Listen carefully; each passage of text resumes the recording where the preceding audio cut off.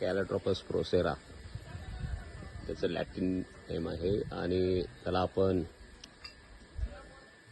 अर्क किंवा रुई असं म्हटलं जातं. आणि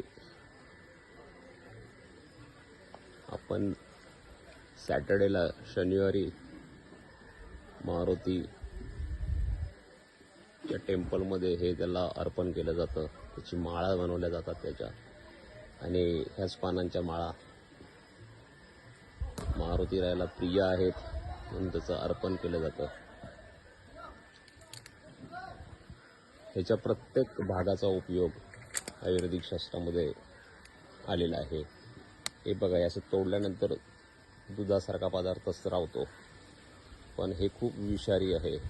हे जर डोळ्यात जर गेलं तर डोळ्याचे क्रॉनिक रोग होण्याची शक्यता असते. म्हणून हे दूध किंवा ही फांदी तोडताना आपलं प्रिकॉशन घ्यायची की हे डोळ्यात उडू नये, राईट.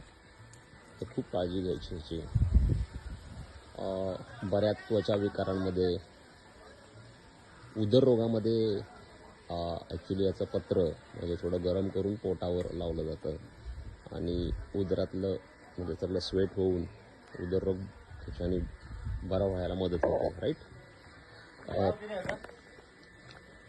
पण ह्याचा वापर करताना डॉक्टरांच्या सल्ल्यानेच करावा.